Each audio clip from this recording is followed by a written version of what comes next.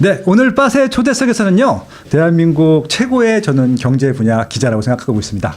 무려 조선일보 예, 기자로 활동하고 계신, 야 정말 책도 많이 써주시고 좋은 기사 많이 써주고 계신 예, 손진석 기자님 모셨습니다. 안녕하세요. 안녕하세요. 네. 야 나와주셔서 감사합니다. 네, 영광입니다. 근데 기사를 잘 쓰는 거하고 책을 잘 쓰는 건 또 다른 분야인 것 같거든요. 네, 네. 근데 두 책을 제가 다 읽었잖아요. 아, 예. 제가 블로그에 서평도 드리고 제가 네. 잘 몰랐을 때도 제가 먼저 본 책도 제가 썼거든요. 근데 글을 왜 이렇게 정말 알차게 꽉꽉 눌러서 잘 쓰세요? 감사합니다. 이게 예. 그 글을 쓴다는 게 항상 어려운 일인데요. 예. 어떻게 하면은 그러니까 이제 좋은 글이라고 하는 거는 정답은 없는데 그렇죠. 그냥 하나 철학적으로 생각해야 하는 게 뭐냐면 내가 쓰고 싶은 걸 쓴다고 생각하고 쓰면 안 됩니다. 보는 사람이 뭘 기대할까라는 걸 생각하고 써야 됩니다. 글이라고 하는 거는. 나중에 네. 글쓰기 강의 좀 해주셔야 될 것 같아요. 또 기자분이시니까 또 워낙 근데 야 근데 이게 네. 정말 일반인 입장에서는 어려운 분야예요. 이 네. 거시경제 이런 네. 수치를 다룬다는 게 네. 너무 쉽게 잘 쓰셔주셔가지고요. 네. 야 이것도 공부를 따로 하시는 겁니까? 이것도 궁금하셨는데 공부. 근데 공부는 이제 스스로 해야 되는 거고요. 네네. 근데 제가 이제 이 이코노미스트가 아니지 않습니까? 그러니까요. 경제학 교수도 아니고 그냥 기자님이시잖아요. 경제 분야를 오래 이렇게 취재를 하고 글을 썼다 이제 이런 거기 때문에 예. 자기가 이해를 하고 이제 제가 이해한 거를 이제 쭉 어떻게 이제 전달을 하면 좀 더 효과적으로 전달할 수 있나 이제 이런 거를 이렇게 고민을 해가지고 이제 네. 책을 쓰고 이렇게 했습니다. 네. 네, 그러니까 이제 우리 손진석 기자님이 책이 2권이 나왔어요. 그러니까 제 블로그에 2권 다 소개가 되어 있습니다. 네, 한 책이 이름이 안 나왔네. 부자 미국 가난한 유럽 맞죠? 예. 부자 미국 가난한 유럽도 너무 좋았고요. 정말 그대로 됐습니다. 유럽은 굉장히 점점 더 가난해지는 것 같고 미국은 경제 성장률이 전 세계에서 제일 큰 기업인데도 제일 큰 나라인데도 성장률이 제일 높고 그 책 네. 그대로 됐고요. 그리고 이번에도 이 책이 나왔을 때까지 하더라도 네. 코스피 5천 갈 거라고는 금값이 5천만 원 될 거라고 한 돈에 100만 원 될 거라고 상상도 안 했었는데 네, 네. 이 책의 예언도 다 되고 있어 지금. 야 진짜 이게 진짜 놀라운 해안이거든요. 그래서 깜짝 놀랐어요. 그래서 제가 이거 주식 5천 포인트 가는 거 보고 보신 거거든요. 이 책 꼭 읽으셔야 돼요. 아직도 이 책에서 펼쳐지지 예견한 것들이 그대로 펼쳐지고 있다. 예, 말씀을 좀 드려보도록 하겠습니다. 예, 일단 책에 대한 얘기 해볼게요. 네. 이 책은 어떤 책이에요? 네. 이제 이 책으로 이제 말씀을 드린다고 하면은 예. 이제 요거는 이제 쉽게 말해서 이 세상에서 돈이 많이 늘어나고 있는 게 왜 늘어나며 네. 어떻게 늘어나고 있는지 그래서 우리 삶에 어떤 영향을 미치고 있나 근데 이런 거를 이제 보여주고 설명드리는 책인데요. 그렇죠. 많은 분들이 굉장히 막연하게 생각을 합니다. 그러니까 네. 시중에 돈이 많이 풀렸다 이런 얘기를 굉장히 어떤 사람들이 많이 하는 거거든요. 그렇죠. 많이 하고 유동성이 있고, 예. 넘쳐나고 있다. 아, 유동성이 넘친다라고 네. 얘기하고 뭐 그것 때문에 뭐 부동산 가격이 오르고 주가가 네. 오른다라고 하지만 그게 이제 어떤 원리로 어떤 메커니즘으로 이제 이런 현상이 벌어지고 있는지 이거를 좀 디테일하고 이제 깊이 있게 이렇게 아는 분들이 생각보다 많지 않기 때문에 네. 평범한 분들이 이제 이 현상을 이해하고 또 투자를 하는데 도움이 될 수 있게 이제 그런 데 취재해서 이제 이 책을 썼습니다. 이 책은요 어른들만 보시지 마시고요. 저는 경제 분야를 공부하는 초등학교 4학년 이상이면은 모두 봐야 되는 책이라고 생각을 하고 있습니다. 그래서 유동성이라고 하는 것들, 돈의 폭발력 어떤 네. 것들인지 오늘 준비한 자료가 있으면서 한번 좀 얘기를 들어보면서 나눌 텐데요. 일단 책은 사는 겁니다. 예, 2권 사시면 더 좋습니다. 예, 말씀을 드리고 오늘 좀 이야기 시작을 해보도록 하겠습니다. 일단 이제 돈의 대폭발 네. 그 실체를 마주하다라고 하면서 통화량 네. M2에 대한 얘기를 해주셨어요. 네, 그 분야 네, 좀 네. 얘기해 주시면 좋을 것 같습니다. 그렇죠. 그래서 오늘은 이제 자료화면을 쭉 보시면서요. 네. 제가 준비한 자료들이 많이 있는데 네. 요거 보시면서 이제 먼저 돈이 얼마나 많이 늘어나고 있는지 이런 거를 쭉 거시경제 상황을 조금 한번 보시고요. 네. 그러고 나서 이제 이 통화량이 늘어난 게 부동산하고 이제 어떤 연관관계를 많이 맺는가 이제 이런 부분들 이제 그런 걸 살펴보도록 하겠습니다. 네. 먼저 여기 보시면은 네. 이제 통화량이라고 하는 거는 대체로 이 M2라는 걸 가리킵니다. 이제 네. M2라는 건 광의 통화량이라고 하는데요. 일단은 얼마나 많이 늘어나는지를 한번 보시죠. 그러면 요거는 이제 자 4,400조 원 있잖아요. 이거는 2025년 8월 기준입니다. 작년이요. 작년이죠. 오. 8월 기준이요. 네. 근데 이제 8월 기준으로 가져온 건 이제 자료는 11월까지 나왔는데 8월 기준으로 봐야 숫자가 딱 떨어져서 이게 뭔가 보기가 편합니다. 좋죠. 자, 네. 여기 있는 숫자들은 뭐냐면 2020년대 들어서 8월에 M2를 얘기를 하는 거거든요. 8월끼리 비교한. 8월끼리 비교를 한 거죠. 매년. 그러니까 1년 전, 네. 1년 전, 1년 전 이렇게 가는데요. 네. 그러면 이제 5년 사이에 3,100조 원에서 4,400조 원으로 늘어났습니다. 그러니까 5년 사이에 얼마 늘었죠? 1,300조 원. 1년에 260조 원씩 늘었습니다. 그러니까 어마어마하게 많이 늘어난 거죠. 그래서 이제 이렇게 많이 늘어나니까 한국은행에서는 이렇게 굉장히 긴장을 많이 하고 있어요. 왜냐하면 통화량 많이 늘었다. 이제 이 자체만 가지고는 안 그래요. 요즘 어떻습니까? 원달러 환율이 높아져가지고 네. 원화 가치가 너무 떨어졌다. 이제 이게 한국은행에서 대응을 잘못해서 이제 유동성이 너무 늘어나서 그렇다라는 지적들이 일부 있습니다. 네네. 근데 그거는 제가 보기에는 어떻게 생각하냐면 이제 유동성이 많이 늘어난다고 해서 반드시 환율이 높아지는 건 아니거든요. 네네. 근데 일정 부분 영향이 있을 수 있고 그런데 그렇죠. 한국은행에서 굉장히 이제 민감하게 반응을 하고 있고요. 그래서 이제 이 M2가 뭘 얘기를 하는 거냐면 네. 자 개념적인데 너무 디테일하게 아실 필요 없어요. 이제 요것만 아시면 됩니다. 자, 네. 자 좁은 범위의 통화량인데 이걸 M1이라고 그래요. 그거는 이제 현금하고 요구불예금, 수시 입출금식 예금 이렇게 얘기를 합니다. 이거는 즉각적으로 이렇게 뽑아서 쓸 수 있는 돈에 가까운 거예요. 매우 유동성이 높은 그런 돈들을 M1이라고 하고요. 우리 또 월급 다 받으면 월급 그렇죠. 통장 그런 거죠? 네. 그렇죠. 그냥 바로 그냥 즉각적으로 뺄 수 있는 네네. 그런 돈들을 얘기를 하는 거고요. 네. 근데 전 세계적으로 이제 공통적으로 비교를 할 때는 M2라는 거, M1보다 좀 더 넓은 범위의 이 통화량을 얘기를 하는데 네. M2라는 게 M1을 전부 포함을 합니다. 그래서 여기 보면은 MMF라는 거, CMA 이런 것도 들어가고요. 네. CD도 들어가고요. 어음도 들어가고 만기 2년 미만의 여러 가지 금융 예적금. 상품들 있지 않습니까? 네. 예금, 적금 뭐 있는데 자 여기서 약간 우리가 좀 알고 넘어가야 되는 게 뭐냐면 원래 우리나라 M2에는 이 수익증권이 들어갔습니다. 수익증권은 주로 뭘 얘기하냐면 펀드나 ETF를 얘기를 하는 거예요. 네네. 그런데 이제 하도 이렇게 유동성이 많이 늘어났다는 지적이 있으니까 한국은행에서 최근에 이제 통계를 좀 바꾸려고 하고 있습니다. 네. 요거를 빼려고 하고 있어요. 빼려고 하고 있어요. 이제 빼려고 하는 근거는 뭐냐면 IMF에서 그렇게 권유를 한다. 이런 걸 얘기를 하는데 네. 사실은 우리가 이 생각을 할 때 크게 의미는 없습니다. 왜냐하면 ETF에 들어있는 것도 돈이고요. 네. 개인들한테 있는 돈이고 그리고 이것도 현금화 하려면 한 이틀 안에 다 할 수 있거든요. 그렇죠. 주식하면 이틀 만에 들어오는 거 똑같은 거잖아요. 그리고 이 M2에서 이 ETF가 차지하는 비중이 5%에서 10% 정도입니다. 그러니까 이제 뭐 엄청 크게 달라지고 그런 게 아니거든요. 근데 네. 한국은행은 좀 민감하게 요즘 반응을 하고 있어요. 그러니까 이제 환율 자꾸 이제 한국은행 공격을 하니까 그렇죠. 조금이라도 아마 좀 줄여보려고 수치를 좀 하는 줄여보려고 거죠. 그런 거잖아요. 그래 네. 뭐 근거는 있습니다. 네, 갑자기 궁금한 게 예. 그럼 미국이나 일본이나 이런 데는 어때요? 저거 넣어야 빼요? 이런 데는 이제 뺀다고 봐야 됩니다. 그러니까 이제 전에는 한국은행에서 네. 이 M2에 대해서 크게 신경을 안 쓰다가 굉장히 많은 분들이 이렇게 M2가 늘어난다 이 부분을 굉장히 주목을 하고 최근에 환율이 아주 안 좋으니까. 그러니까 이제 민감하게 반응하고 뒤늦게 좀 바꾸는 겁니다. 그러니까 이게. 이제 맞춘다 이거죠. 맞춘다는 거죠. 그러니까 이런 걸 좀 알고 계시면 ETF 되고요. 돈이 많이 들어가니까 그거라도 좀 줄이고 싶은 그렇죠. 거죠. 그거라도 좀 빼가지고 이제 M2가 예, 이렇게 이해했습니다. 엄청 늘어난 건 아니다라고 얘기를 하고 싶은 건데요. 네. 자, 근데 요걸 한번 보죠. 요거 지금 2020년대에 들어가지고 5년 동안 우리 경제가 이제 어떻게 바뀌고 있나를 보여주는 건데요. 네. 실질 성장률이라고 하는 거는 이게 이 5년간 평균 2%밖에 안 늘었습니다. 그럼 작년에 2%도 안 됐잖아요. 네. 그렇죠. 지금 5년 토탈로 2%니까 그렇죠. 예, 점점 줄고 있다. 그런 거죠. 2%라는 거고 이제 명목 경제 성장률이라고 하는 건 이제 물가까지 반영을 해가지고 물가까지 반영을 해가지고 이제 연 4.7%씩 예. 이렇게 이제 늘어나고 있고요. 통화량은 연 7.6%씩 늘어납니다. 와, 그러면은 실질 경쟁률보다 거의 4배. 그리고 엄청 와. 실질 성장률이 한 4배 가까이 이제 M2가 늘어나는 건데요. 그러니까 경제가 성장하는 그 속도, 그거보다 이제 돈이 늘어나는 속도가 훨씬 빠른 겁니다. 근데 이제 우리는 뭐가 중요하냐면 네. 이제 이 실제 경제 성장률을 보는 거는 이제 한국은행이나 기획재정부나 이런 사람들한테 중요한 거지. 그렇죠. 우리 개인들은 뭐가 중요하냐면 실제로 시중에 돈이 얼마나 늘어나냐가 더 우리 삶에는 미치는 영향이 크다고 봐야 됩니다. 그러니까 우리가 뭐 사 먹는 거, 물가, 그리고 우리가 예. 집 이사 가는 거 이런 비용이 더 중요한 거잖아요, 우리한테. 그렇죠. 예.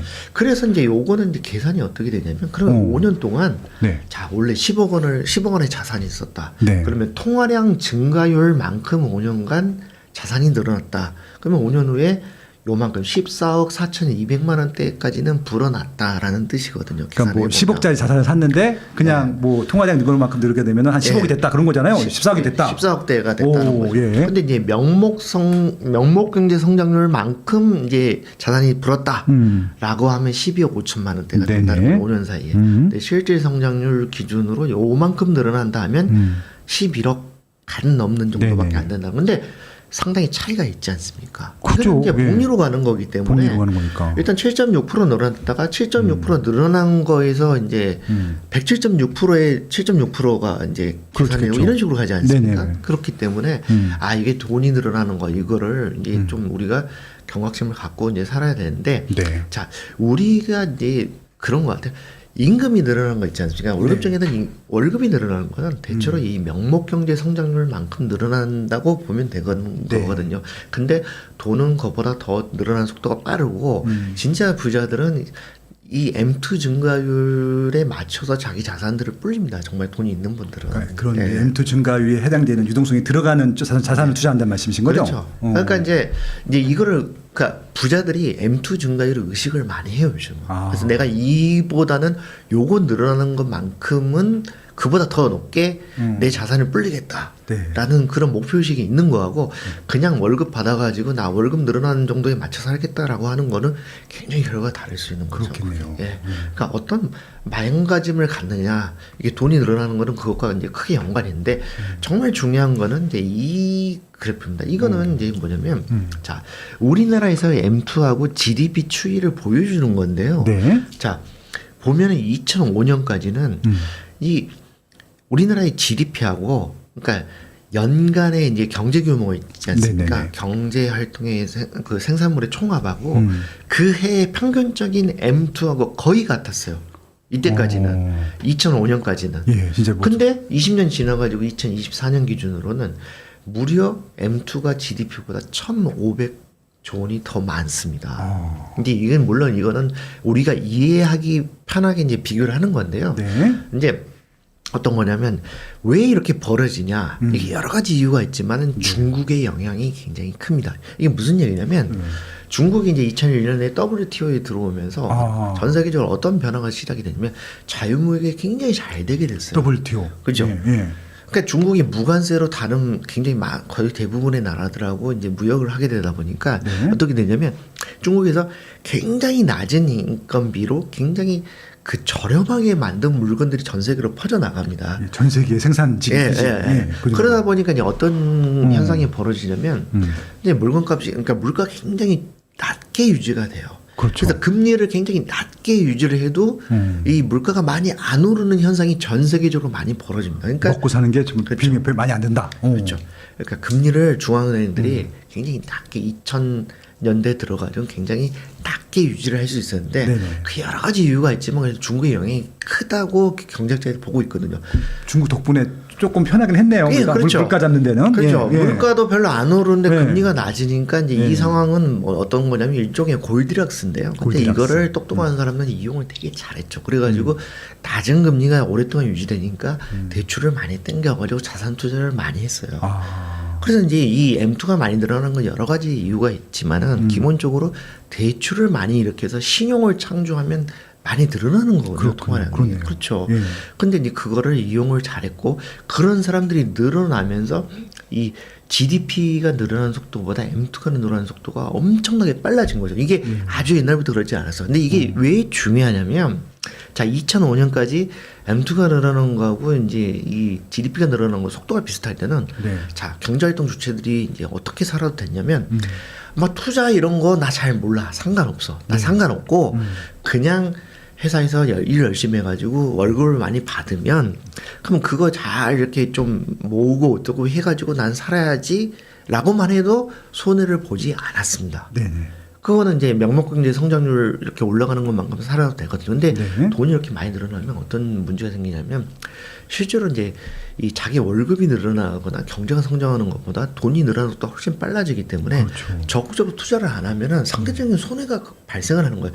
자기 아무리 일을 열심히 하고 돈을 열심히 월급을 모아도 상대적인 손해가 발생한다는 얘기거든요. 이거를 아직도 못 깨닫는 분들이 의외로 많습니다. 그러니까 뭐냐면 이 M2가 많이 늘어난 시대에 투자를 열심히 해야 되는 거는 뭐냐면 뭐 내가 돈 욕심을 내서 막 과욕을 부린다 이런 게 아니라 가만히 있잖아요. 네. 그러면 자기가 학교 다닐 때 공부 열심히 했던 거 네. 그런 거 하고 회사에서 일을 열심히 한 거 이거를 까먹게 되는 거예요. 인정을 못 받게 되는 거예요. 그러네요. 이거를 잘 깨달아야 됩니다. 근데 아직도 둔감하게 여기시고 유동성이 많이 늘어났다, M2가 많이 늘어났다 이런 거에 대해서 그냥 남의 얘기처럼 생각하는 분이 아직도 의외로 많습니다.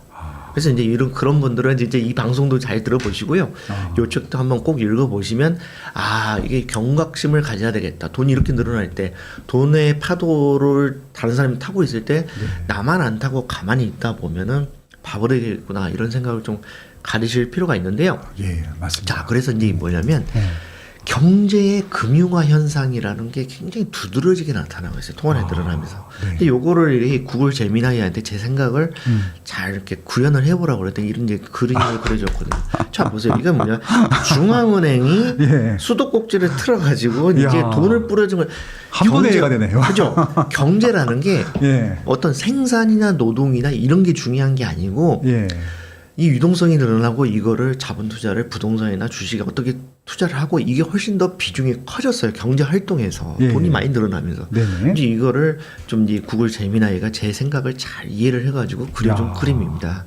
그래서 저게 뭐 그러니까 미국도 마찬가지고 한국도 마찬가지고 네. 전 세계가 대부분 마찬가지라는 그렇습니다. 거죠. 그렇죠, 거의 그렇죠. 대부분 특히 선진국일수록 그렇고요. 그렇죠, 그렇죠. 예. 그러니까 이제 이게 어떤 현상이 벌어지냐면 실물 경제가 가는 거하고 금융 시장이나 부동산 시장이 가는 거하고 디커플링 따로 갑니다. 당장 이제 오늘 이제 저희 조선일보의 이제 일면톡 기사인데요. 그렇죠. 어저께 한번 찍었죠. 네. 예. 코스피는 5천 찍었는데 경제는 마이너스 0.3% 역성장 쇼크다. 그러니까 이게 서로 따로 가는 거예요. 따로 가네. 진짜. 따로 가는 겁니다. 디커플링 되는 거여가지고 예. 작년 4분기에 우리나라 경제는 역성장을 했는데 아이고. 주가는 굉장히 좋았어요. 그래서 이게 좀 더 지켜보셔야 되는데요. 예. 이걸 뭐라고 그러냐면 자, 파이낸셜 디프닝이라고 그래요. 그러니까 뭐냐면 이거는 그러니까 금융 심화라는 건데 경제에서 금융이 차지하는 거. 그러니까 돈 쉽게 말하면 아주 노골적으로 해서 돈놀이가 차지하는 비중이 굉장히 커지는 거예요. 네. 근데 이게 실제로 이제 어떤 경우는 자, 보세요. 여러분들 자, 미국 주식 많이 하시잖아요. 근데 미국에서 고용 지표가 나요. 미국 노동통계에서 고용 지표가 나는데 고용이 나쁘다 그러면 미국의 어떻게 나스닥 주가가 오릅니다. 그렇죠. 왜 그렇게 했어요? 그러니까 고용지표가 나쁘다라고 하는 거는 실물 경제에 안 좋다는 거잖아요. 네네. 그러면 아주 옛날의 기준으로는 이게 주가가 나빠져야 맞거든요. 근데 주가가 원래 왜 그러냐면 고용이 나쁘니까 연준이 금리를 계속 낮게 낮춰요. 그렇지. 유지하거나 더 낮출 테니까 주가는 더 좋겠구나 이렇게 반응한단 말이에요. 네. 그러니까 어떤 경제 공식이라는 게 전통적인 게 무너진 거예요. 이거는. 그러네요. 이런 거를 잘 이해를 하셔야 되는 거고요. 뭐 경제 성장률 보세요.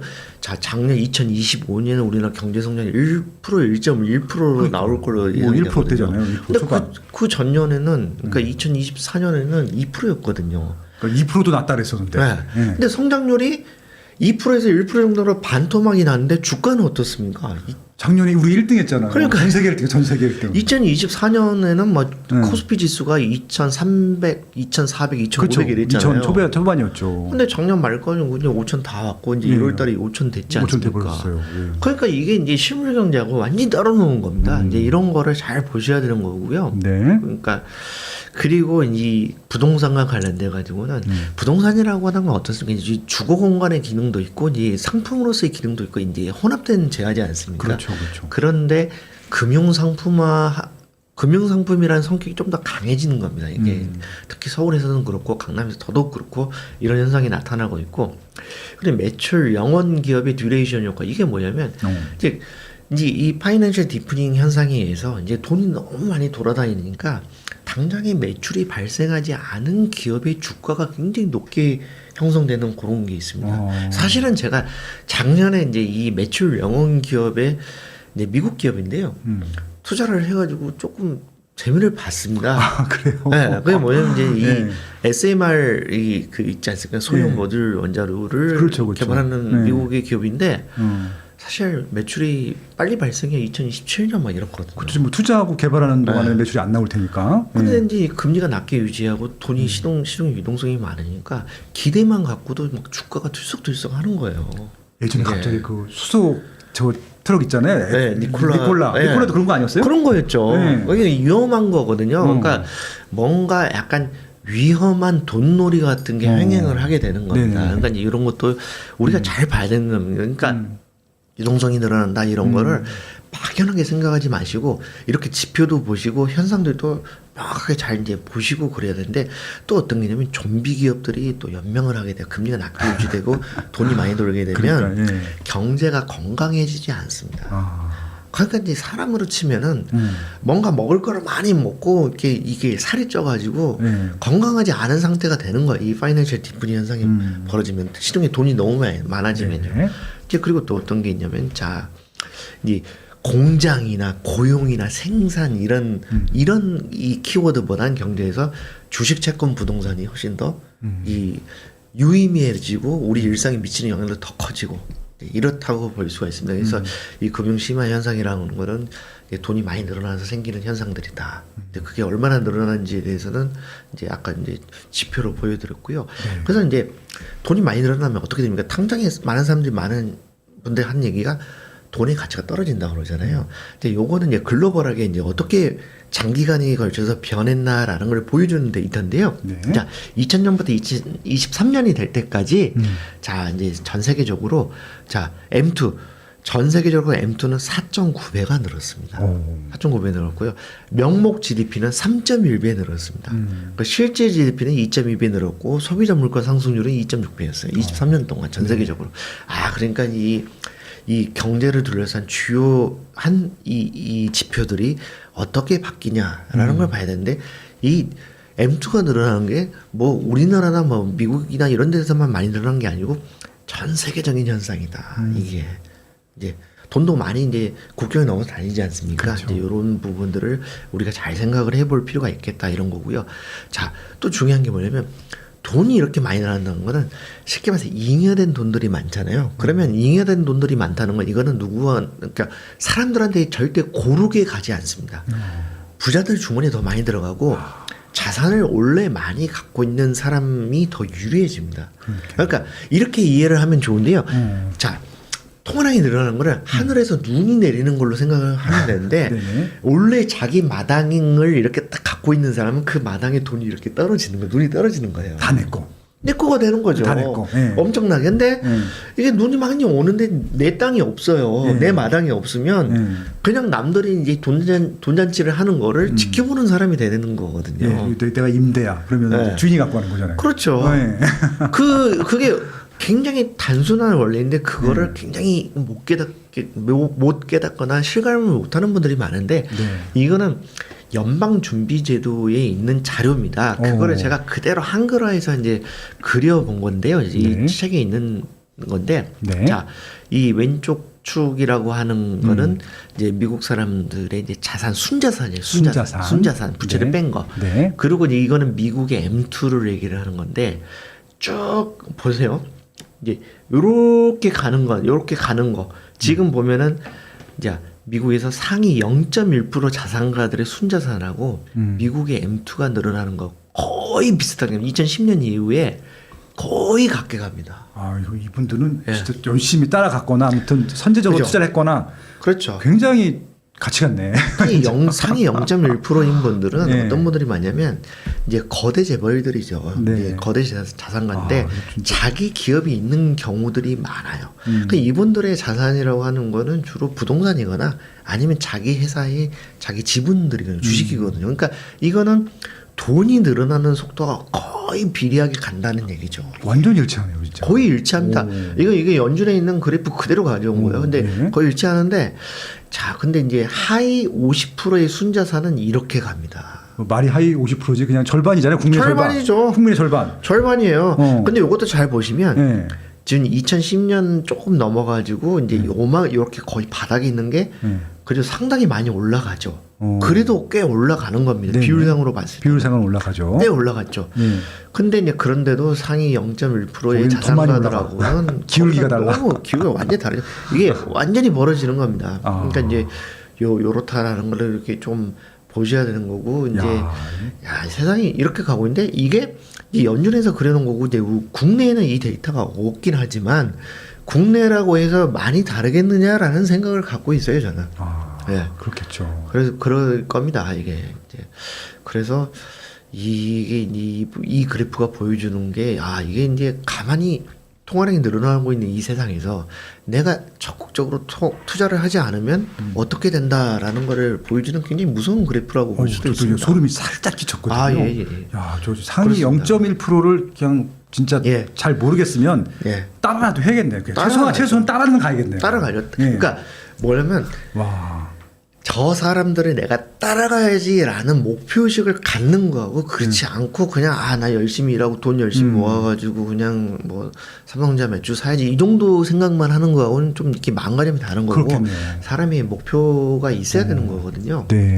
자, 그래서 이 돈이 유동성이 많이 넘치면서 어떤 현상들이 보여지고 있는지 이제 이거를 한번 좀 설명을 드리려고 그러는데요. 네. 자, 여러분 살짝 놀라실 수도 있고 그런데 자, 볼까요? 자, 서울대 다니는 아들의 줄. 이게 이제 무슨 얘기냐면 제 지인 중에 아들이 서울대 2호 학번인 사람이 있어요. 2호면 작년에 입학했네요. 서울대 1학년이에요. 아들인데 근데 이 사람은 뭐라고 얘기를 하냐면 자기 아들이 전업 투자자를 했으면 좋겠다고 진심으로 얘기를 해요. 서울대 들어갔는데. 오. 근데 그게 이제 무슨 얘기냐면 한번 이 일 해봐야 소용없더라. 서울대 나와서 학교 좋은데 나와봐야 소용없더라. 취직하면 소용없더라. 별 소용없더라. 세상 살아보고 특히 돈이 이렇게 엄청나게 늘어나고 하는 거 보니까 우리 아들이 뭐 그 전업 투자자 했으면 좋겠다고 하는 게 방구석에서 룸펜 됐으면 좋겠다 이런 게 아니고 빨리 이 자산을 모아가지고 좀 파이어족이 돼가지고 좀 세상을 편하게 살았으면 좋겠다라고 그렇게 생각을 하는 거예요. 하긴 저도 그래요. 자식이 이렇게 생각해요. 그러니까 이게 진짜. 한 10년, 15년 전만 해도 아들이 서울대 갔으면 뭐 고시 보거나 그렇죠. 뭐 고위 공무원이나 뭐 아니면 법관이 되거나 무슨 교수 되거나 법관 되거나 그런 거를 바랬을 텐데 이게 뭐냐면 돈이 많이 늘어나면서 사람들의 관념이나 의식 구조가 바뀌는 겁니다. 이게 조금씩. 이런 거 물론 이게 일반적인 사례다 이렇게 말하기는 어렵다 하더라도 어쨌든 변화가 이루어지고 있는 거고요. 자, 원룸에 사는 박사님 이건 무슨 얘기냐면 제 지인이에요. 저 아는 후배인데 이제 그러니까 소위 말하는 스카이 대학을 나왔습니다. 스카이 대학을 나왔는데 이제 박사학위를 따가지고 시간 강사를 해요 대학에. 근데 이제 이 친구는 어쩌냐면 아버님은 이제 대학의 교수셨어요. 어머님은 이제 이 학교 선생님이셨어요. 교육가 집안이구나. 교육가 집안이야. 그리고 굉장히 잘 배웠고 이제 지방에 살아가지고 이제 이분은 서울에 와서 이제 스카이대를 나와가지고 이제 박사 따면서 이제 혼자 싱글이거든요. 혼자 지내니까. 그렇죠. 그러니까 이제 뭐 원룸에 이제 월세 내고 사는데. 어렸을 때부터 절대 빚을 내면 안 된다라는 부모님의 말씀을 정말 근거와 옥조처럼 받아들이고 살았어요. 그렇죠. 교육자 집안은 거의 빚이 없죠. 뭐 공부하시는 분이니까. 특히 이제 지방에 이제 부모님이 계시고 그러니까 이제 서울 부동산에 대한 감도 없었고 대출, 빚 이런 거에 대해서 굉장히 부정적인 교육을 받고 컸는데 나이가 이제 한 40 정도 돼가지고서야 이제 완전히 갑자기 자기가 이제 뭐 상대적인 알거지가 됐다는 걸 실감을 하게 된 거예요. 그러니까 한 30살 되기 전에 대기업에 취직해가지고 굉장히 열심히 일을 해가지고 시드머니를 불려가지고 대출을 내서 서울에 뭐 아파트 조그만 거라도 산 그런 친구하고 자기 자신하고 완전히 운명이 갈려졌다는 거예요. 근데 이 친구는 어쩌냐면 자존감이 굉장히 높았어요. 자기는 좋은 대학을 나왔고 아버님 그 옛날 기준으로는 뭐 아버님 70대인데 아니 그때 뭐 지방대 교수란 게 그 지역 사회에서는 얼마나 대우를 받았겠어요. 근데 이제 세상이 바뀌었다는 거죠. 세상이 바뀌었고 이런 분들은 굉장히 절망감을 갖고 있어요. 근데 까딱 잘못하면은 이제 큰일 나는 거죠. 그리고 그렇죠. 이제 요즘 어떻습니까? 이제 승진은 됐고 네. 난 됐고 그냥 아니 뭐 내가 죽어라 이래가지고 승진될지 안 될지도 모르는데 그거보다는 차라리 열심히 투자를 하는 게 내 인생에 더 도움되지 않을까라는 그런 직장인들이 많이 늘었습니다. 예전에 비해서. 또 주식도 잘 되면 더 늘죠. 네. 그럼 뭐 요즘 더더욱 그래요. 맞아요. 그러니까 이게 돈이 많이 늘어나면서 세상이 바뀌고 있다는 거예요. 열심히 보여주는 사례들이거든요. 주변에 많이 찾아볼 수 있는 사례 재밌죠. 같아요. 예. 그리고 이거는 뭐냐면 이 공부 못한 동생은 야단쳤던 고위공무 이건 무슨 얘기냐면 예. 실제로 제가 아는 분들은 제가 이제 경제부처를 오래 출입을 했기 때문에 그러셨죠. 예. 이제 이분 이제 서울대 나와서 이제 고시 붙어가지고 지금 현직 고위공무원인 분인데 예. 자기 동생이 어렸을 때 공부를 못하니까 그렇게 뭐라고 했다는 거야. 너 공부해라. 공부 그렇게 해가지고 먹고 살겠냐. 세상 어떻게 살려고 그러냐라고 네. 했는데 지금 어쩌냐면 이 고위공무원이라는 분은 이제 서울에 자가는 있어요. 근데 약간 외곽 지역이가지고 가격이 되게 좀 낮아요. 네네. 근데 이제 이 형한테 야단을 말했던 공부 못했는 동생은 서울에 굉장히 좋은데 아주 비싼 자가를 갖고 있어. 한 30억짜리 갖고 있는데. 그러니까 요즘 이제 이분이 하는 얘기가 뭐냐면 어렸을 때 동생한테 내가 왜 그랬지라는 생각이 든다는 거예요. 왜 그랬을까? 왜 그랬을까? 이거 세상이 바뀐 거거든요. 네. 세상이 바뀌었습니다. 바뀌었죠. 예. 그래서 이제 이런 게 이제 보여주는 게 뭐냐면 지금 이 사례들을 보여주는 게 뭐냐면 저는 이 유동성이 많이 늘어난 게 현대사의 비극이라고 생각하거든요. 맞아요. 왜 비극이냐면 공부도 열심히 해야 되죠. 일도 열심히 해야 되죠. 투자도 잘해야 되죠. 굉장히 그러니까 이 삶의 이 버든 이게 짐이 늘었어요. 그러네요.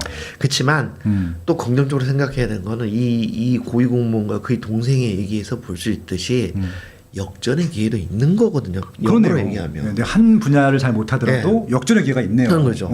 자, 학교 다닐 때 공부 잘 못했어요. 공부 잘 못했을 수 있죠. 그렇죠. 뭐 학벌이 좀 안 좋을 수도 있죠. 그리고 또 뭐 직장을 뭐 남들이 뭐 이렇게 막 이렇게 지켜 세우는 그런 직장 못 갔을 수도 있죠.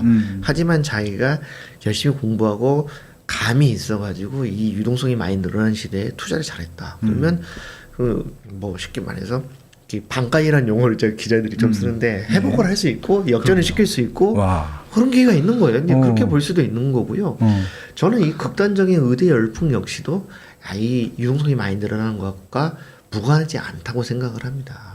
기본적으로 많은 시드머니를 확보를 하고 싶어하는 그런 욕심 네. 이런 것들이 이제 많이 반영이 되고 있고 유튜브 여러분들 뭐 보시면 아시겠지만 요즘 의사들도 되게 재테크 많이 하고 투자 그렇죠. 많이 합니다. 맞아요. 의사들 투자 많이 한다는 거 여기 저기 유튜브에 많이 있는데 네. 이분들도 아는 거예요.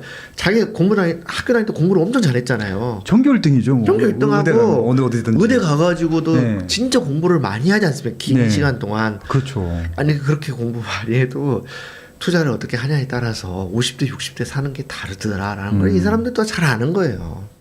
이런 게 세상이 달라지는 거고 또 요것도 이제 제 실제로 이제 제가 아는 이제 대기업의 이제 임원분이신데 국내 5대 기업 계열사의 상무예요. 근데 이분은 제가 어디로 말하면 그 동네 분들이 서운하시겠지만 하여튼 경기도의 어떤 신도시의 전세를 사세요. 이분은 뭘 잘못하셨냐면 일은 굉장히 열심히 하신 분인데 그렇죠. 부동산 폭락론에 배팅 하신 분이고요. 근데 자기 밑에 있는 팀장은 잠실에 30억대의 자가를 갖고 있습니다. 그럼 뭐냐면 상무를 뭐 한 10년 할 수 있습니까? 아니죠. 상무하면 매년 계약을 해야 돼서. 매년 계약해야 되잖아요. 이제 한 네. 여름 지나면은 네. 재계약이 될까 공포에 떨기 시작해요. 그렇죠. 제 주변 다 상무 전무라서 다 그렇죠. 알죠. 부사장들 이런 분들. 예. 그러면은 뭐 이 팀장보다 상무가 연봉이 뭐 높다 하더라도 네. 그러면 이제 생애 전체 자산을 놓고 봤을 때 이거는 이미 게임이 안 되는 거죠. 그렇죠. 지금 서울에 집을 살 수 있는 사람은 기존에 집을 갖고 있는 분들이 네, 네. 오른 금액으로 팔고 갈아타는 거지. 그렇죠. 새로 진입은 너무 힘들어요. 그게 어렵죠. 예, 힘들죠. 그러니까 예. 지금 이 사례도 제가 쭉 보여드린 거는 뭐 재밌잖아요. 근데 이게 뭐냐면 세상이 많이 바뀌었고 네. 우리 삶의 경제 공식만 바뀐 게 아니라 삶의 공식이 바뀐 겁니다. 이게. 그러네요. 삶의 공식이 바뀌었네요. 바뀌었죠. 근데 여러분들 잘 생각해 보시면 예. 이 사례들이 음. 비단 저만 겪은 게 아니에요. 주변에 보시면 다 있을 거예요. 그렇죠. 잘 생각해 아니, 보셔야 돼요. 예. 다 있어 이 사례가. 다 있죠. 100% 다 있습니다. 예. 다 있을 거예요. 예, 흔한 사례입니다. 아주 흔한 사례. 네. 예. 그러니까 세상이 많이 바뀌고 있다는 걸 여러분들 잘 아셔야 됩니다. 아 그러네요. 자, 그러면 네. 도대체 이제 돈이 얼마나 많이 늘어나냐? 네. 이거를 약간 더 기술적으로 좀 말씀을 제가 드리면은 자 보세요. 자, 이 관리 재정 수지라고 하는 거는 뭐냐면 이제 우리나라 정부의 이제 연간 재정 적자를 얘기하는 건데 잘 보세요. 코로나 사태 이전까지만 해도 10조 대 20조 대밖에 안 됐어요. 우리나라 재정 적자가. 근데 코로나 사태 이후로는 100조씩 적자가 나잖아요. 그렇죠. 그럼 이게 100조씩 적자 난다는 거는 그럼 어떻게 합니까? 이거는 이제 수익과 지출을 맞춰야 되기 때문에 그게 빵꾸난 돈이잖아요. 그렇죠. 이거는 적자 국채를 찍어서 조달을 합니다. 그렇겠죠. 조달을 합니다. 조달을 하면은 그 이제 정부도 대출을 받는다는 얘기죠. 그렇죠. 돈을 써야 되니까. 빚을 낸다는 예, 정부도 거예요. 빚을 냅니다. 빚을 예. 낸다는 거예요. 그러면 잘 생각해 보면 아까 처음에 방송에 제가 말씀을 어떻게 드렸어요? 2020년대에 들어가지고 우리나라에서 M2가 연평균 130조 원씩 늘어났다고. 그렇게 260조 원씩 늘어났다고 그렇죠, 말씀드렸잖아요. 5년 동안 1,300조 원 늘어났고. 그러면은 어쩌냐면 자 대충 한 1년에 100조 원 정도 재정 적자가 나서 이거를 적자 국채를 찍었을 때 M2가 260조 원이 연간 늘었거든요. 그렇죠. 그러면 앞으로 한 5, 6년 이렇게 봤을 때 요거보다 이제 이 적자 국채를 더 찍거든요. 조금 더 찍게 돼 있어요. 그렇겠죠. 더 예. 찍으면 그러면은 뭐 보수적으로 보더라도 뭐 금리가 더 높아지고 어쩌고 한다 하더라도 연간 M2가 200조 원씩은 더 늘어난다고 봐야죠. 그렇죠. 그럼 작년 8월 기준으로 4,400조 원이라고 그랬잖아요. M2가. 그러면 뭐 한 5년 지나면 어떻게 되겠어요? 그러면은 그 그러니까 5,400조 원은 된다고 봐야죠. 4,400조 원에서 5,400조 원은 된다고 더 봐야죠. 많이 쓸 것 같아요. 그러니까 그게 아주 미니멈으로 아주 보수적으로 잡으면 그렇다는 거예요. 야 그러면은 네. 야 그 돈이 어디로 가긴 하겠네. 또. 어디로 가죠? 예, 어디로 갑니다. 그걸 찾아서 미리 투자해 두는 게 투자네요. 그러면 이게 야 사람들이 그런 걸 알아요. 그러니까 이제 M2라고 하는 게 보통은 네. 이제 현금으로 돌아다니는 것보다는 누군가의 이제 계좌에 금융상품에 들어있는 돈들이지 아까 제가 보여드렸듯이 네. 그러면 그거를 꺼내서 쓴단 말이에요. 꺼내서 쓰고 이제 이런 일들이 생길 수 있는 거고. 네. 자 이제 이걸 보면 자 우리가 내 재테크를 잘 알고 하려면요. 네. 정부에서 내놓는 자료들을 잘 봐야 됩니다. 이건 기획재정부에서 내놓는 자료인데 자 보세요. 요거는 이제 728조라는 건 올해 정부의 예산이잖아요. 2026년도. 예. 그러면 이제 정부에서 이제 기재부에서 다 중기 재정 지출 계획이라고 해서 한 5년치를 잡아두거든요. 오. 그럼 보면 2029년에는 정부 예산이 835조 원까지 늘어요. 그래서 연평균 5.5%씩 계속 늘린다라고 돼 있는데 자 보세요.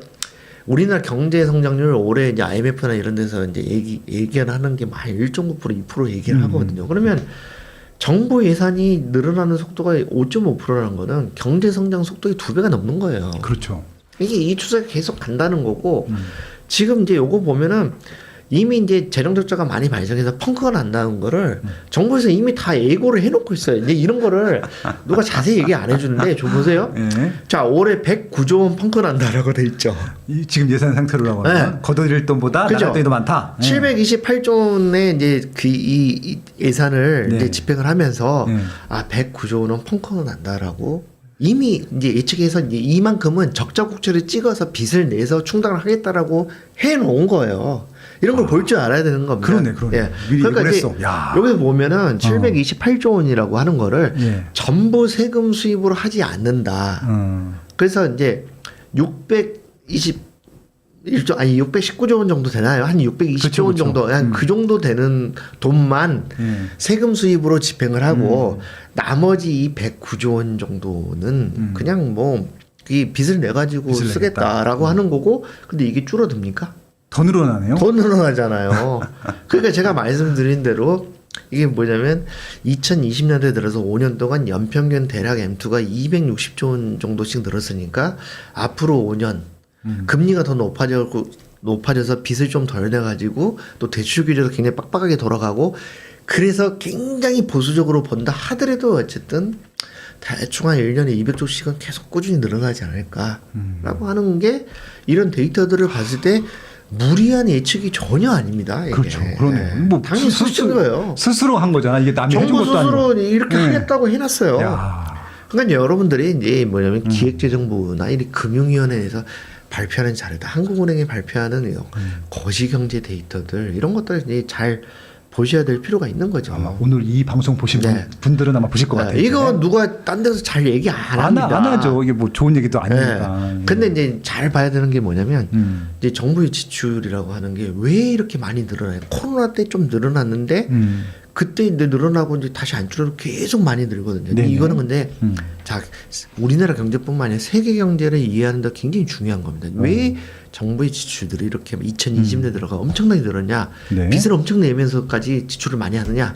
자 일단은 이제 국채를 이렇게 많이 발행을 하게 되는데 네. 고령화 저출산 방어용의 의무 지출이 굉장히 많습니다. 아. 이제 우리나라뿐만 아니라 우리나라 보세요. 저출산 방어한다고 돈을 수십조씩 쓰잖아요. 맞아요. 한 명 더 낳는 네. 거 비용으로 막 일단 몇 천만 원씩 일단 기본적으로 쓰고 그렇죠. 시작하죠. 예. 그리고 고령화되면 우리나라 기초노령연금 지출이 그냥 굉장히 많거든요. 공짜로 주는 돈. 예. 공짜로 주는 돈. 근데 예. 이게 우리나라만 그런 게 아니라 선진국들의 글로벌한 트렌드거든요. 그렇죠.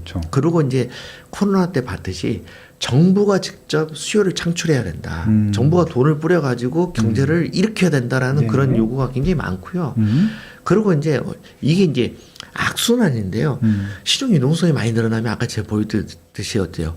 이 양극화가 심해지잖아요. 네. 그럼 양극화가 심해지면 또 어떤 요구가 쏟아지면 정부가 돈을 더 뿌려가지고 양극화를 해소해줘야 된다라는 요구가 커져요. 그렇겠죠. 그럼 어떻습니까? 이제 추경이나 이런 거 하면 뭐 소비 쿠폰 이런 거 해가지고 저소득층이 해가지고 돈을 정부가 또 뿌리잖아요. 그러면 네. 돈이랑 돌고 돌기 때문에 또 자산가 주머니 또 들어가요. 또 들어가지. 예. 그러면 이제 악순환이 계속 되는 거예요. 이런 식으로 양극화 심해지니까 정부가 더 적극적으로 나서 달라. 그 당장에는 편할 수 있죠. 당장에는 효과가 느껴질 수 있지만 소비 쿠폰 뿌렸을 때 이제 우리가 알다시피 그거는 돈이 유통이 되면 네. 부자들한테 가는 거고 그리고 자 빚에 대한 이 경각심이 많이 둔화됐어요, 사실. 그렇죠, 좀 그런 측면이 있고, 그리고 이 마지막 이 부분이 또 나름 중요한 부분인데, 이제 글로벌 경제를 이해할 때 있어서, 네. 자 지금은 자유무역 시대가 저물고 다시 보호무역 시대로 가잖아요. 그렇죠. 그렇기 때문에 전 세계적으로 어쩌냐면 이 2차 전지나 이 전기차나 반도체 이런 배터리 이런 쪽 있잖아요. 이런 쪽에 보조금을 엄청나게 뿌립니다. 전 세계적으로. 이거는 미국과 뭐 유럽만 그런 게 아니에요. 우리나라도 그렇고 우리나라도 반도체 재정을 30조 넘게 넣습니다. 그렇죠. 엄청나게 씁니다. 그리고 유럽을 중심으로 국방비 지출이 굉장히 늘었습니다. 그렇죠. 유럽은 어떻습니까? 지금 러시아 위협이 시달리고 있잖아요. 네네. 이런 것 때문에 구조적으로 돈을 정부가 굉장히 많이 뿌리고 있고 이게 어떻게 바뀌지 않을 거고 당분간에 그리고 네. 그래서 적자를 굉장히 많이 낸다. 적자 국채를 많이 찍으면 돈이 왜 많이 늘어나냐면 국채가 많이 늘어나잖아요. 그렇죠. 그러면 국채 유통량이 늘어나면 가격이 떨어지잖아요. 그러면 실효금리가 오르게 되잖아요. 네네. 그러면 경제를 굉장히 어렵게 만들 수 있거든요. 그러면 어떻습니까? 한국은행이 이 발권력을 동원을 해가지고 이 시중에 있는 국채를 좀 흡수를 하거든요. 흡수를 하면서 돈을 시중에 뿌려놓거든요. 그렇죠, 원리상 그렇죠. 그렇잖아요. 그러니까 이게 돈이 많이 늘어나게 된 거고 여기 보면은 이건 미국이거든요. 네. 자 보세요. 미국 보면은 이 빨간 선이 있지 않습니까? 빨간 선이 미국의 M2가 늘어나는 거거든요. 네. M2가 늘어나는 거하고 자 미국의 집값이 상승하는 거하고 거의 얼추 비슷하게 갑니다. 와. 거의 비슷하게. 아까 0.2% 그 상위권 거랑 거의 유사하네. 유사하게 가죠. 야. 굉장히 유사하게 갑니다. 그러네요. 유사하게 가는데 야 이게 이제 뭐 이제 전 세계적인 현상이에요. 미국도 굉장히 심각하고 이런 건데.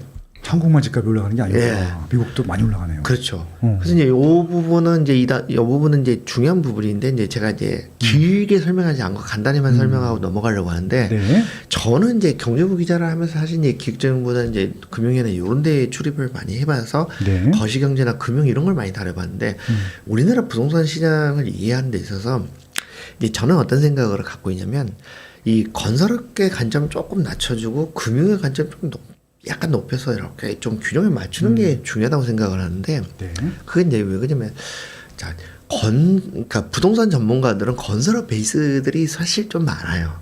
그래서 규제가 어떻고 몇만 세대가 공급되고 이런 쪽에 세살이 많은데 그게 안 중요하다는 게 아니라 금융이 차지하는 게 굉장히 크거든요. 왜냐하면 유동성이 이렇게 많이 늘어나는 시대에서는 그렇죠. 빚을 얼마 내냐 이게 되게 중요하고 그런데 노동소득 분배율이라고 하는 거는 국민소득에서 월급쟁이가 받는 돈의 비율을 얘기하는데 이게 뭐냐면 민간 부분에서 우리가 보상이 우리나라가 굉장히 늘었어요. 국민소득 이제 전체 GNI가 이제 뭐 GDP랑 아주 큰 차이는 안 나거든요. 근데 그게 2000년 초반에는 57% 정도였는데 최근에 68%까지 갔는데 이게 10% 포인트가 장난이 아닌 게 국민소득이 연간 요즘 한 2,500조 원 되거든요. 그럼 그 10%가 어쨌든 250조잖아요. 그러면 옛날 기준에 비해서 비율상으로 봤을 때 한 250조 원 정도를 월급으로 더 받는다는 얘기거든요, 우리 국민들이. 그러면 그 돈이 250조만큼 월급 더 받는 돈이 그게 기초자산으로 레버리지를 일으키면 돈이 얼마나 많이 늘어나겠어요. 네, 이런 것도 좀 이해를 해볼 필요 있고 급여가 그래서 우리나라 굉장히 많이 늘었습니다. 그렇죠. 굉장히 많이 늘었는데 이거는 경총에서 정리를 해놓은 건데 2002년하고 2022년에 급여가 늘어난 거 보면 대기업 직원들이거든요. 근데 우리나라 2,742만에서 7,061만으로 뭐 이렇게 한 160% 가까이 늘어날 때 20년 사이에 EU 평균이나 일본 같은 경우는 훨씬 못 미치죠. 일본은 아예 그냥 명목 액수 자체가 줄었거든요, 이 사이에.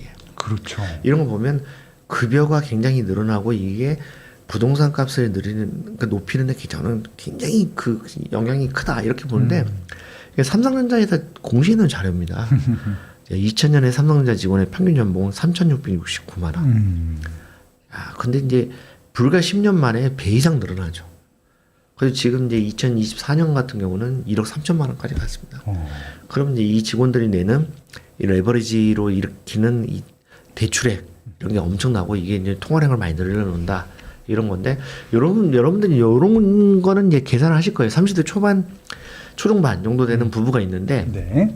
이런 부부가 이제 한쪽은 대기업 과장이고 한쪽은 시중은행 대리다. 네. 이렇게 치면 이제 이분들은 세후로 월 평균 소득이 한 1,000만 원 넘어갑니다. 그렇겠죠. 그죠? 요곡은 다 넘어가니까. 예. 연금. 그러니까 이제 그러니까 수당도 받고 연말에 성과급 받아가지고 이거를 세후로 해서 12분의 1로 하면 이 정도 부부들이면은 그냥 무조건 월에 1,000만 원 넘어요. 그렇죠. 예. 근데 이제 이런 분들이 전체 우리나라 전체 월급 중에서 차지하는 비율이 아주 비율로만 보면 그렇게 높지 않다라고 볼 수도 있지만 근데 절대 숫자로 보면 결코 적지 않습니다. 절대 숫자는 많죠. 꽤 됩니다. 예. 꽤 서울 됩니다. 사시는 분들은 거의 다지 뭐. 네, 상당히 많고요. 예.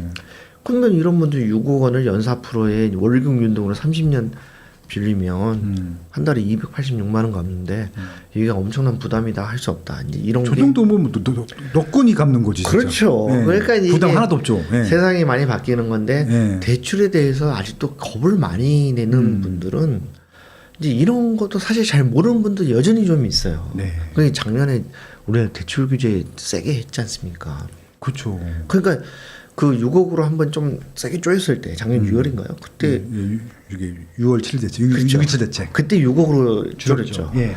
근데 그때 약간 놀랬던 반응이 뭐냐면 우리 사이에서 좀 배웠다는 사람들도 아니 집 산다고 대출을 8억 10억씩 내는 사람도 있어 나 몰랐다라고 하는 사람들이 진짜 있었어요. 은근히 있었어요. 맞아요. 예. 그러니까 세상 바뀐 거를 잘 모르는 분들이 좀 있는데 이제 그런 거를 좀 아셔야 된다 이런 거고 여기서 보면은 월급 의외로 이제 우리나라 사람들이 잘 인지를 못하는 건데 월급쟁이 중에서만 연봉 1억이 넘는 사람이 대한민국의 모든 공무원의 숫자보다 더 많습니다.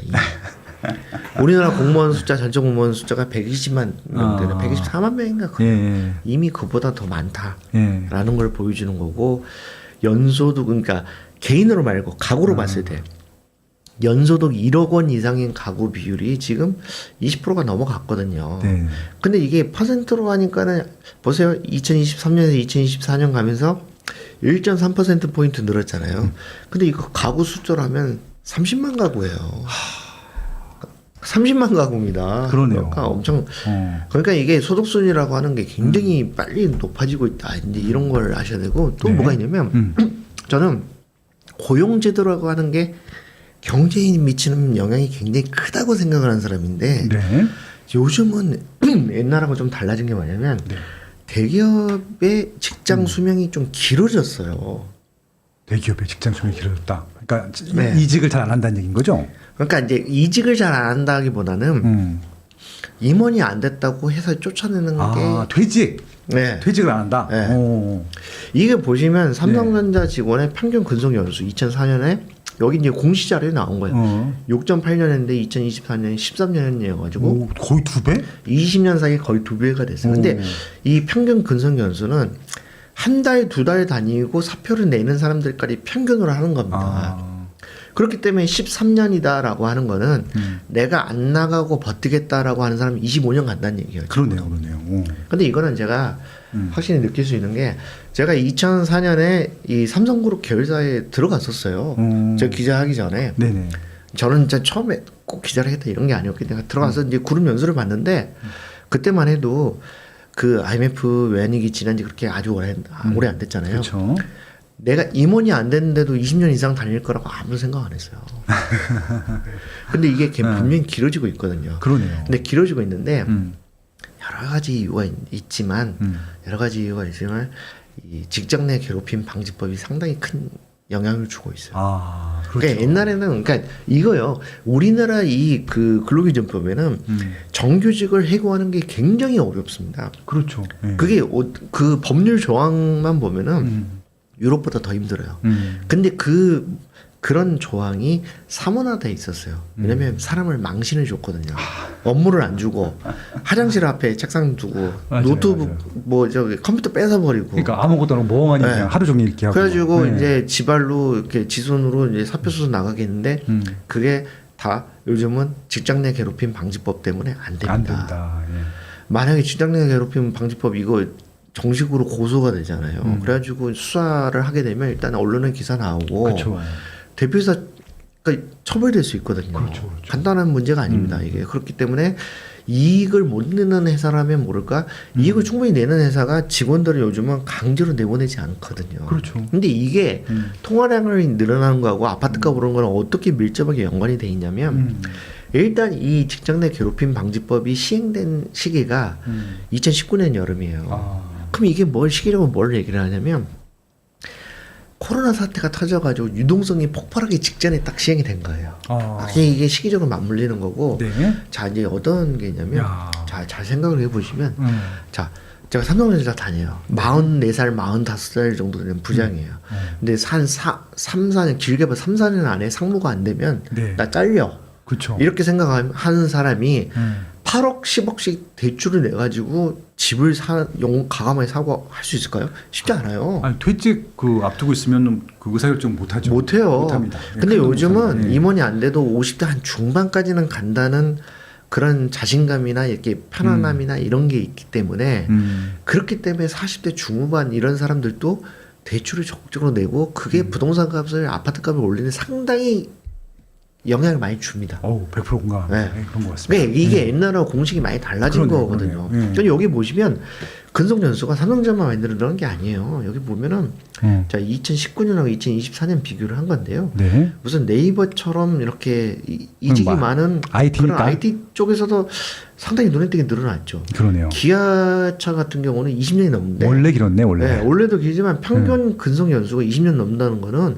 안 나가고 버틴 사람 30년 간다는 얘기거든요. 그러니까 신입사원이 정년 퇴직까지 간다는 얘기네요. 간다는 얘기예요. 네. 그 요즘 보면 뭐 페이스북이나 이런 데 보면 네. 임원 아니었던 분이 뭐 2년, 33년 근무하고 정년 퇴직합니다. 이런 거 볼 수 있거든요. 맞아요. 이런 게 레버리지를 일으키는 거, 통화량이 늘어나게 하는 거, 아파트 값이 높아지게 하는 것과 굉장히 밀접한 연관이 있거든요. 예, 공감합니다.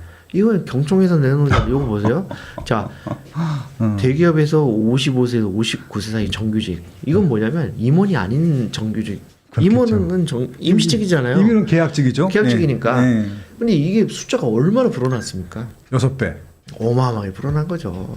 그래서 이제 요거는 이제 실제로 제가 통계청에 보니까 이런 자료가 있는데 뭐냐면 자, 이 주택담보대출을 낸 사람들의 전체 평균 그 액수를 100%로 하면 40대들이 2021년에는 159%였다는 얘기예요.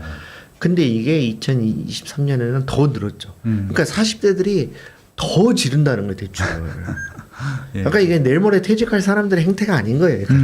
이런 변화를 잘 봐야 되고 특히 이거 뭐냐면 이거 진짜 잘 보셔야 되는데 평균 근속 연수가요 남자보다 여자가 늘어나는 속도가 훨씬 빠릅니다. 그렇죠. 예전에는 뭐 이렇게 얘네들이 네. 진급도 안 하고 네. 적당히 그냥 보조 역할만 네. 하다가 퇴직을 했었죠. 결혼하면 그만두거나 애를 지금 안 낳고 그만두거나. 그렇거든요. 지금 안 그런 이유가 여러 가지가 있는데 지금 저출산 해소가 사회적인 이슈가 되면서 대기업들이요. 지금 여직원들한테 이 출산휴가 육아휴자 많이 쓰라고 그러고 남자 그쵸, 직원들한테 육아휴가 다 쓰라고 그러고 남자들도 옛날하고 많이 달라졌어요. 맞습니다. 옛날에는 교사나 공무원만 그렇죠. 이렇게 뭐 저 육아휴직 출산휴가 많이 쓰는 줄 알았는데 요즘은 안 그렇거든요. 그리고 또 뭐가 있냐면 또 영끌해가지고 맞벌이들이 또 대출을 이빠이 내가지고 이제 집을 살았기 때문에 그만두고 싶어도 그만둘 수도 없어요. 원리금 네. 갚아야지. 네. 한 사람은 원리금 그러니까요. 갚아야지. 이런 게 세상이 많이 달라진 건데 어. 근데 제가 주목하는 건 뭐냐면 이런 겁니다. 새로운 계층이 대한민국 사회에 등장을 했는데 이게 신용 여력을 엄청나게 늘려놨어요. 누굽니까? 뭐냐면, 자 어떤 사람들이냐면 예. 이 네 개가 엔드 조건으로 공통적으로 모두 해당되는 사람들 이런 사람들이 대한민국에 새로 생겼어요. 나이는 50대고 50대. 성별은 여성이고 여성? 직장은 대기업? 대기업이고 신분은 정규직이다. 이 네 개가 전부 다 엔드인 사람들이 잘 생각해 보세요. 2010년대 초반까지만 해도 거의 없었어요. 아 제가 이제 97년도부터 직장 생활을 했는데 네. 한 명도 없었어. 나 롯데그룹 출신이거든요. 네. 한 명도 없었어. 없죠. 한 명도 없었어요. 자, 제 생각해 보면 예. 50대 여성이 대기업에서 일을 하면 예. 진짜 신문에 나올 법한 극소수 임원이거나 뉴스에 나왔어요. 네. 특이 사례니까. 네, 특이 사례로 임원이 나요. 아니면 단순 계약적으로 일하시는 맞아요, 분들이요. 맞아요. 근데 그 2010년대 초반까지만 해도 그랬어요. 근데 지금은 어쩌냐면 그냥 대기업에서 무슨 SK, 삼성 이런 데서 나이가 막 한 53살, 4살 먹은 여자분인데 부장, 차장, 매니저 이런 거 달고 정규직으로 있는 분들이 이제는 꽤 돼요. 그렇죠. 많죠. 근데 이게 경제에 미치는 영향, 집값에 미치는 영향이 뭐냐면 이런 분들이 뭐 싱글인 경우도 있겠지만 부부라고 쳐요. 그러면 남편이 비슷한 사회적 레벨만 유지를 해도 부부가 합쳐서 세전 3억은 벌거든요. 그 정도는 벌죠. 그러면 그 이분들의 이 레버리지를 일으킬 수 있는 신용 여력이라는 건 엄청난 겁니다. 이런 분들은 은행에 이제 지금 대출 규제 있기 전에요. 은행 가면 8억, 10억은 막 금방 쉽게 나오는 거죠. 그러니까 이제 이게 세상이 달라진 거고 부동산 시장에도 미치는 영향이 굉장히 큽니다. 이게. 그래서 요거는 이제 제가 그 이 한국 부동산의 아파트값 실거래가 지수하고 우리나라 M2를 이렇게 좀 비교를 해본 건데요. 이거는 이제 뭐 수학적으로 약간 오차는 있을 수 있습니다만, 그렇죠.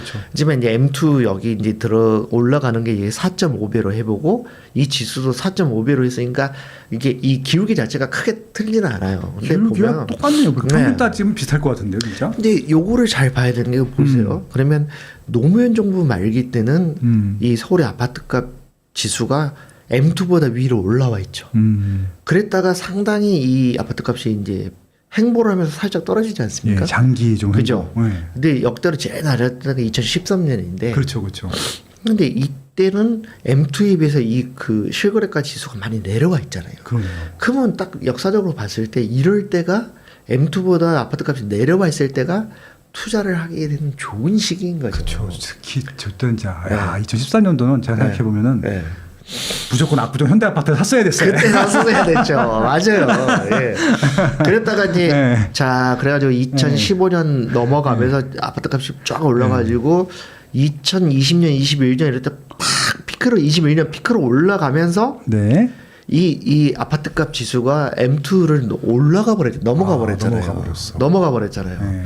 그러면 뭐냐면 M2보다 아파트값 실거래가 지수 위로 올라가 있으면 이건 약간 과열인 거예요. 그렇죠. 이건 과열이고 과열입니다. 맞습니다. 과열이고 이러면 조정될 확률이 꽤 있어요. 그래가지고 이제 2022년 말 2023년 이럴 때 좀 훅 떨어졌었잖아요. 네. 그랬다 다시 오르고 있잖아요. 그렇죠. 근데 M2가 많이 올라가 있고 아파트값 실거래가 지수가 이보다 아래에 있기 때문에 네. 이게 저는 뭐 어떻게 하면 이게 다시 붙을 것 같아요. 안 그래도 공급도 좋고 그렇기 때문에 올해랑 내년 정도 해가지고 거의 붙을 정도로 올라가지 않을까 아파트값이. 근데 지금도 많이 올라가는데 더 올라간다는 얘기 그럼? 저는 더 올라갈 거라고 봐요. 이 추세를 보세요. 추세를. 야. 이게 이제 작년 5월까지인데 이게 이제 조금 더 붙긴 했어요. 지금 더 붙었죠. 더 붙었는데 하반기 또 엄청 제가 올랐잖아. 보기에는 사이클이 있기 때문에 지금 이게 넘어갔잖아요. 여기 이때는 넘어갔잖아요. 넘어갈지 안 넘어갈지 모르지만 거의 붙는 선까지 갈 것 같아요. 이거는 이제 전체 아파트 값 추이가 아니고 서울 아파트 값 추이거든요. 작년에 샀으면 갈아타기를 했었어야 되는데 잘 못 갔어 작년에. 저는 이제 이렇게 아쉽겠네. 보고 있는 건데 여러분들 네. 이제 알아서 잘 판단을 하시고 네. 자 그래서 보면은 네. 자 이게 이제 우리나라 이제 통화량하고 M2하고 이제 이 아파트값 실거래가 지수로 분석을 해놓은 거예요. 자 그러면 장기 한 20년 가까이 한 달 매달 변화율을 얘기를 하는 거거든요. 네. 그러면 통화량은 매달 평균적으로 0.63%씩 늘었습니다. 서울 아파트값이 0.5%씩 네. 높아졌고요. 수도권 아파트 값으로 하면 0.39%, 전국은 0.34%. 아, 좀 낮구나. 그러면 이게 이제 뭘 얘기를 하냐면 일단 서울에 아파트를 하나 깔고 시작하면 그냥 다른 대단한 투자 활동을 하지 않더라도 통화량이 늘어나는 걸 어느 정도는 따라갈 수 있다는 거예요. 그러네요. 그죠? 예, 정말 손쉬운 방법이네. 어떻게 보면 쉬운 거예요. 예, 진짜. 할 수만 이게 있으면. 서울 아파트 값이 많이 오른 이유 중에 하나는 예. 사람들이 부지불식간에 그런 걸 아는 거예요. 서울 아파트를 하나 갖고 있으면 예. 이게 이제 다른 사람들이 자산을 늘리는 거의 속도를 예. 어느 정도는 일단 기본적으로 따라갈 수 있지 않을까라는 그런 기대가 있는 건데 그러니까 생각을 해보시면 그렇잖아요. 정기예금 같은 거 1년에 네. 1년에 금리를 뭐 한 3%, 3.5% 뭐 이 정도 주잖아요. 네. 근데 주거 기능을 제공하거나 아니면 임대를 놓을 수 있는 기능을 제공하면서 매달 가격이 0.5%씩 오르는 제한을 안 살 이유가 있습니까? 그러네요.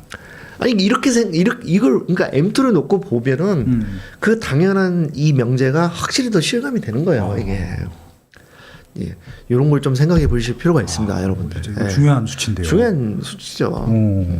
그래서 저는 이제 어떻게 생각하냐면, 자 이제 요즘은 이제 주가가 하도 좋으니까, 뭐 진짜 뭐. 아니 그러니까 뭐 이 예. 집 살 돈으로 이제 주식에 투자를 해가지고 이 자본소득을 불리는 게 이제 그게 이제 더 훨씬 더 이득이 된다라고 보시는 게 있는데 그게 틀리다는 게 아니에요. 근데 네. 이건 이 그림이 이제 구글 제미나이가 제 생각을 정확하게 이제 캐치를 해서 그린 건데 이게 뭐냐면 그러니까 서울 아파트 하나 가지고 가는 거는 예. 조금 속도는 느릴지라도 절대 멈추지 않고 예. 거의 멈추는 시기 없이 스테디하게 꾸준하게 간다는 거예요. 그렇죠. 꾸준히 가는 거고 소 타고 네. 평지를 천천히 간다도 평지를 쭉 편안하게. 편안하게 간다는 거예요. 곧장하게 편안하게. 예. 할아버지도 갈 수 있어. 네. 할아버지가 지금 웃고 있잖아요. 네. 근데 지금 주식하고 코인으로만 이제 해결하겠다라고 하는 거는 계속 뛰어야 돼.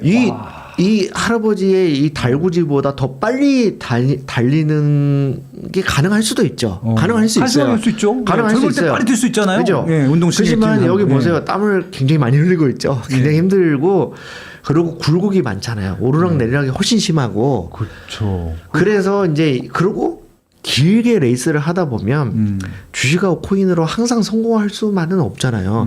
아예 가다가 자빠져가지고 아예 달구지만 타고 가는 사람을 아예 영원히 따라잡을 수 없는 그런 위험도 약간은 있습니다. 이게.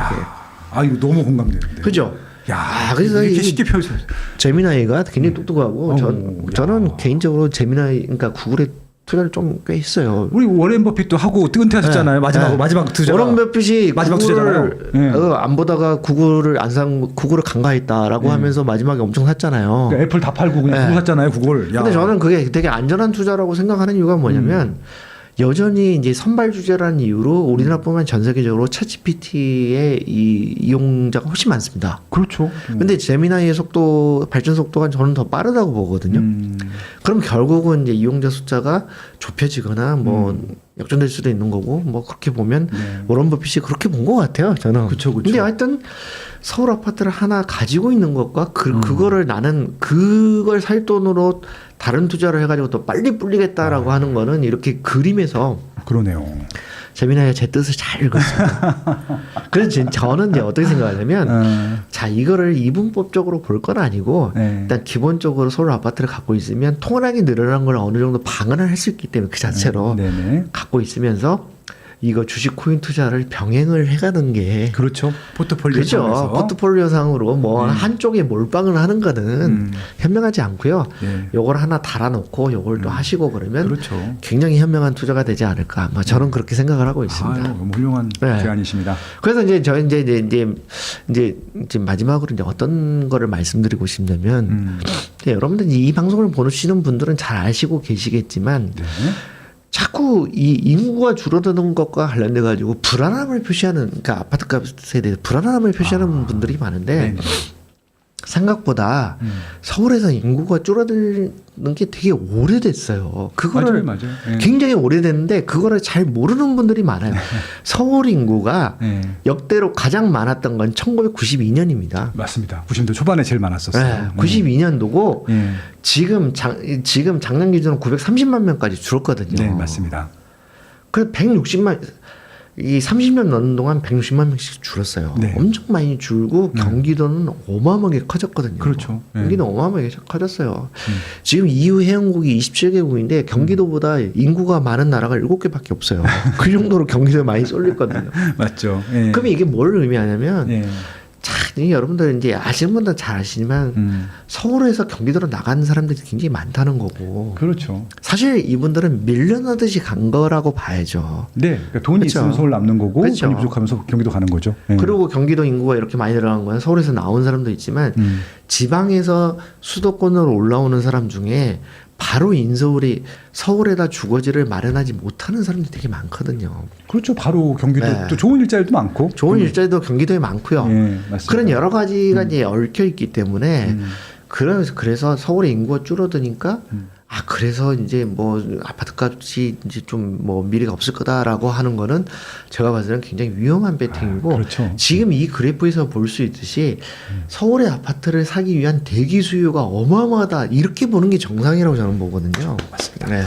그렇게 보고 있습니다. 역시 인사이트. 네. 해안. 네. 그래서 보면은 자, 전국에 2,300만 가구가 있어요. 네. 근데 서울의 아파트가 몇만 세대가 있냐면 진짜 말 그대로 문서적인 아파트로 하면 185만 세대에서 190만 세대 정도가 그쵸, 그쵸. 있습니다. 네, 형식적인 근데 그거는 가약차서. 네. 형식적인 건데 그 집합 건물인데 이제 5층 이상이면 뭐 해당되고 그렇거든요. 네. 근데 의무 관리 대상이어 가지고 한 두 동 이상 있고 경비원이 있고 뭐 이런 것들 있지 않습니까? 외형으로 아파트로 보이는 네. 것들. 네. 그러니까 우리가 아는 아파트 단지라고 할 수 있는 적어도 한 동이 두 개나 있고 그렇죠, 그렇죠. 그런 아파트들로 보면은 한 150만 세대밖에 안 됩니다. 그러면 이건 뭐냐면 전국의 2,300만 가구 중에서 서울 아파트를 한 채라도 소유할 수 있는 거는 상위 6.5%밖에 안 된다는 거거든요. 오. 이렇게 생각을 해보면 자, 이게 서울의 아파트에 대한 수요가 낮아질 수 있냐? 저는 절대 불가능하다고 생각하거든요. 여러분들 이 학생 수가 줄어든다고 해서 인서울 대학에 가려고 하는 열기가 줄어듭니까? 오히려 반대잖아요. 그 저희 때보다 지금이 더 힘든 것 더 같아요. 힘들어요. 네. 아니 옛날에는 지방에서 좋은 대학들이 좀 있고 그랬는데 그쵸. 요즘 그런 대학들 위상이 줄어들고 그쵸. 어떻게든 서울에서 하위권 인서울. 대학이라도 네. 인서울을 하려고 하지 않습니까? 이거 맞습니다. 아파트도 그런 거거든요. 그래서 서울의 아파트가 대세적으로 그러니까 단기적인 1, 2년 정도의 조정이 아니라 대세적인 하락이 될 거다라고 생각하는 거는 굉장히 큰 오해가 될 수 있고 위험한 배팅이 될 수 있다. 그렇죠. 그런 거 여러분 좀 생각을 하셔야 되고 자 서울의 아파트 매매 시장의 특성 요거를 제가 이제 어떤 또 그림을 한번 보여드리고 싶은데 네. 자 이 그 아파트 값이 장기적으로 그 추세적인 하락 내지는 폭락이 될 수밖에 없을 것이다라고 주장하는 분들은 이제 어떤 얘기를 하냐면 사줄 사람이 없다는 얘기를 많이 하잖아요. 근데 그게 논리적으로 지방은 좀 그럴 수도 있을 것 같아요. 지방은 벌써 그런 게 현상들이 나타나고 있고. 발생했죠. 예. 근데 서울 아파트는 사줄 사람이 없다는 게 전혀 이렇게 해당이 안 됩니다. 근데 그 논리적으로 잘 따져보면요. 네. 사줄 사람이 없다라고 하는 거는 두 가지 전제가 필요합니다. 그 하나는 뭐냐면 시장에 진입하는 사람이 줄어들어야 돼요. 그렇죠. 근데 서울 아파트는 시장에 진입하는 사람이 줄지가 않습니다. 네. 줄지가 않고 그리고 또 이제 뭐냐면 사줄 사람이 없으면 진입하는 사람이 줄어들고 또 뭐가 있으면 한 번 사고 안 사야 돼요. 근데 그게 아니거든요. 잘 생각해 보면 여러분들 이제 이거를 의외로 잘 모르시는 분들이 있는데 아파트 매매와 관련돼 가지고 시장에 참여하는 사람들은 여러 번 참여를 해요. 횟수가 여러 번이에요. 맞습니다. 그리고 아예 참여를 안 하는 사람이 있는 거지 한 번 사고 죽을 때까지 안 사는 사람은 정말 극히 미미하거든요. 시장에서. 그래서 이제 그림을 그려보면 이렇게 됩니다. 역시 이제 구글 제미나이가 제 뜻을 정확하게 이런 건데 이게 뭐냐면 거래를 하는 사람들이 이제 무대에 올라가 있어요. 거래를 안 한 사람들은 여기 있어요. 그러면 어쩌냐면 여러분들 한 번 아파트를 사면은 다주택 투자용으로 다주택자가 되는 사람이 있고 다주택자가 되지 않더라도 어쩌냐면 업그레이드를 해요. 그렇게 하지 않습니까? 이제 그 상급지로 건너뛰기 한다고 그러잖아요. 그러니까 이제 뭐냐면 사줄 사람이 없다는 논리가 되려면 자 서울에 사는 사람들 한 60세 되는 사람들 앞에 쫙 10명 놔두고 당신이 일생 동안 산 아파트의 그 구매 횟수를 말해보세요를 하면 0101011000 이렇게 돼야 맞거든요. 그 사줄 사람이 없다는 논리에 따르잖아요. 그렇죠. 근데 실제로는 어떻게 되냐면 405678001150 이렇게 되는 거잖아요. 그렇죠. 그렇게 됩니다. 이거를 의외로 잘 못 깨닫는 분들이 많아요. 이 그림을 보세요. 그림 보시면 진실은 사는 사람들은 반복해서 산다는 거예요. 업그레이드를 하건 다주택자들. 근데 아예 안 사는 사람들은 무대에 올라가지 않고 계속 대기만 하고 있어요. 그래서 사줄 사람이 없다.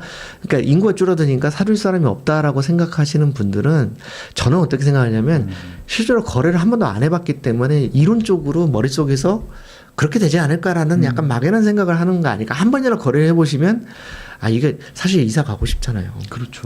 이제 우리나라에서 주택을 한 번 소유를 해가지고 그 주택을 갖고 있는 평균 보유 연한이 8.4년인가 그렇거든요. 8.4년. 그러면 30살에 사면 30살에 산 사람이 이제 은퇴할 때가 되면 한 4번은 산다는 얘기거든요. 그러네요. 예. 그래서 하여튼 이제 이 참여를 안 한 사람들은 크게 한 세 부류인 것 같아요.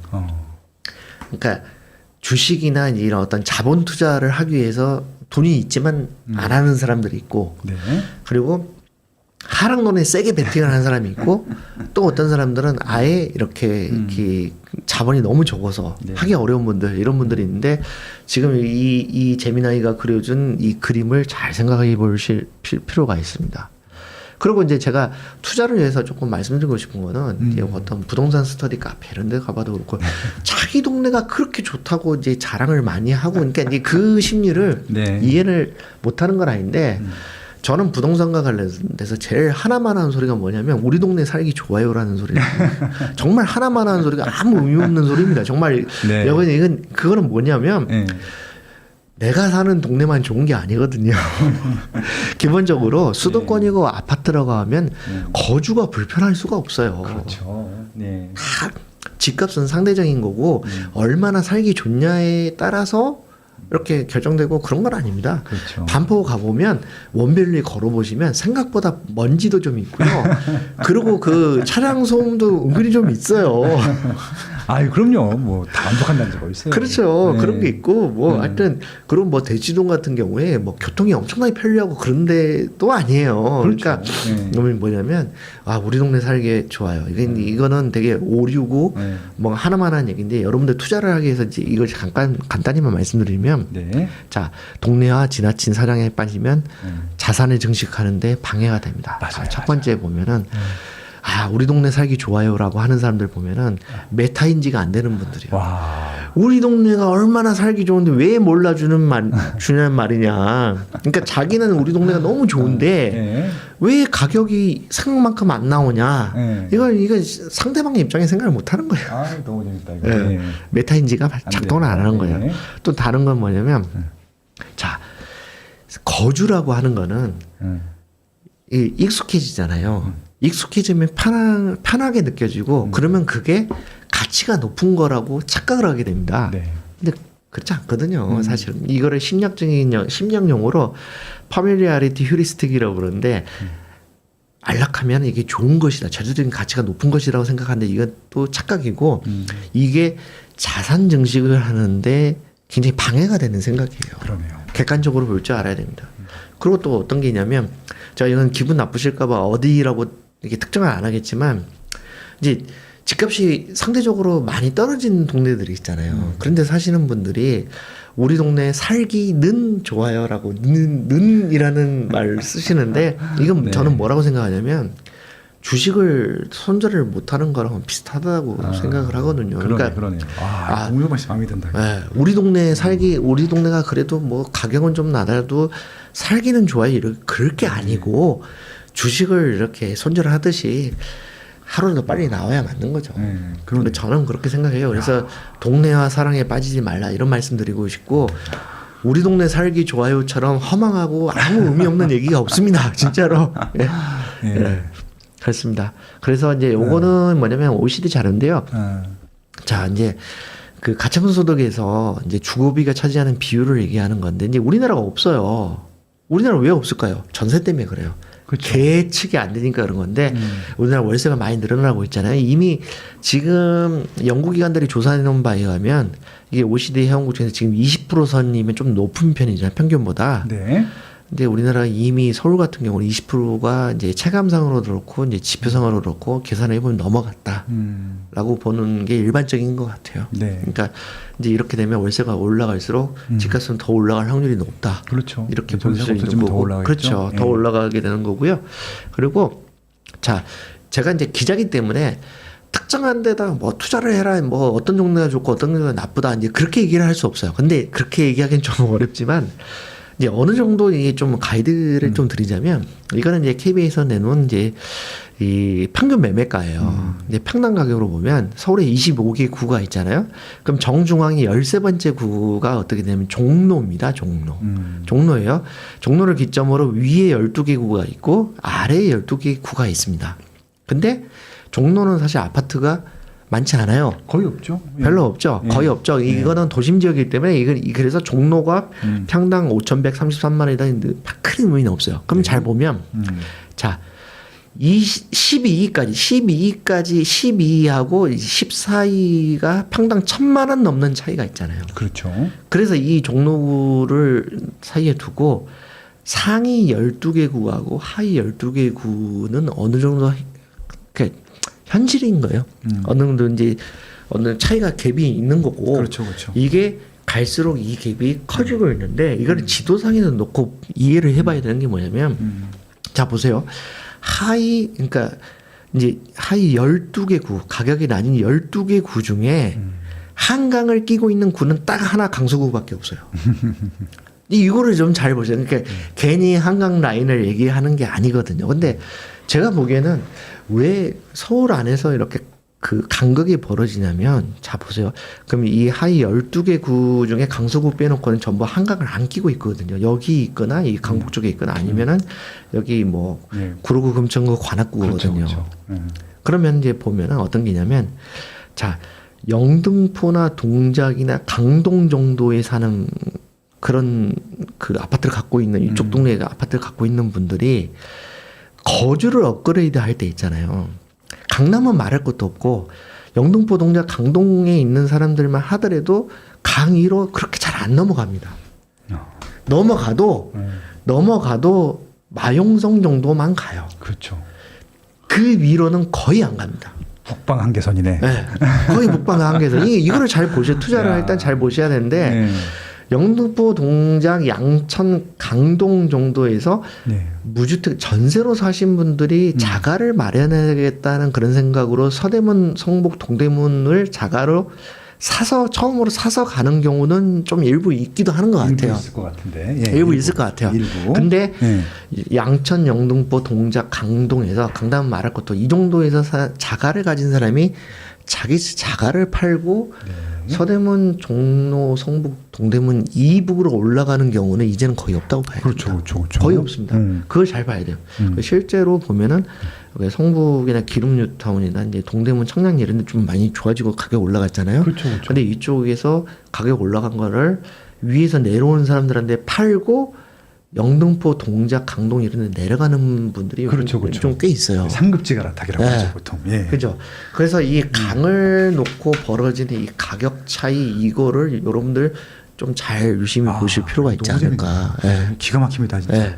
야. 그렇습니다. 그래서 하여튼 지금은 방향이 중요한데 강 위로 거슬러 올라가려고 하는 것들을 그게 지금 보면은 이 강남에 있는 자산가들 있지 않습니까? 이 사람들이 자녀들한테 이제 집을 사주고 할 때 강남에 바로 이렇게 못 사주고 그러면은 어디를 사주냐면 성동, 옥수동 쪽에 그렇죠. 이쪽에 사주거나 네. 아니면 이 강동 쪽에 가거나 이 이제 고덕지구나 이런 데 좀 사는 그렇죠, 경우 그렇죠, 사주는 경우 꽤 있고 아니면 이제 위례 쪽에 사주거나 네. 아니면 이 흑석동 이런 데 사주거나 그렇죠, 그렇죠, 그렇죠. 그래서 보면은 이 동남 쪽에 쏠려 있는 이 강남에서 가까운 데만 고려를 하지 여기서 반경이 이렇게 멀어지는 거를 별로 이렇게 선호를 하지 않아요. 맞아요. 그러니까 그런 걸 잘 보시고 이 구별 평당 매매가를 잘 보시고 가능하시면 이 아래 그러니까 위에 리그가 있고 아래 리그가 12개씩이 있잖아요. 제가 설명드린 것처럼 그러면 아래 리그에서 가급적이면 위에 리그로 좀 가시는 게 좋지 않을까. 근데 그게 한강이랑 굉장히 연동이 잘 돼 있다. 그러네요. 야, 이 한강이 되게 중요하네요, 진짜. 기준이네, 기준. 그죠. 근데 그거를 네. 잘 생각해 보시라 그러고 이제 거의 이제 마무리 돼 가는데 네. 자, 환율 얘기가 나오잖아요. 그래서 환율이 1,500원대로 이제 원달러 환율이 올라갈 수 있다라고 할 때 그러면 아파트 값이 어떻게 되냐. 이거 되게 이제 설왕설래가 많고 여러 가지가 있습니다. 이제 이거를 간단히만 이제 말씀드리면 이게 핫한 이슈니까 이게 원화 값이 떨어지면 네.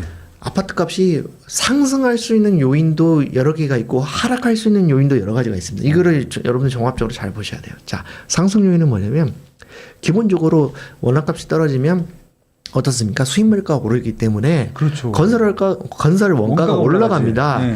그래서 이제 신축 공급도 좀 덜 될 수밖에 줄죠, 없는 거고요. 줄어. 네. 그리고 또 뭐가 있냐면 원화 가치가 떨어지니까 이제 안전한 실물 자산을 찾게 되는 그런 현상들이 좀 있습니다. 이런 것들은 상승 요인이에요. 그렇죠. 하락 요인도 있습니다. 하락 요인도 있습니까? 왜냐면 이제 원화값이 떨어지니까 기본적으로 금리를 올리는 쪽으로 가게 되는 거죠. 한국은행에서. 그래서 이제 방어하려고. 예. 네. 그래서 금리가 올라가면 이제 투자나 매수 심리가 위축될 수 있고 네. 그리고 이제 가계 가축 소득이 줄어들 수 있죠. 왜냐면 이제 네.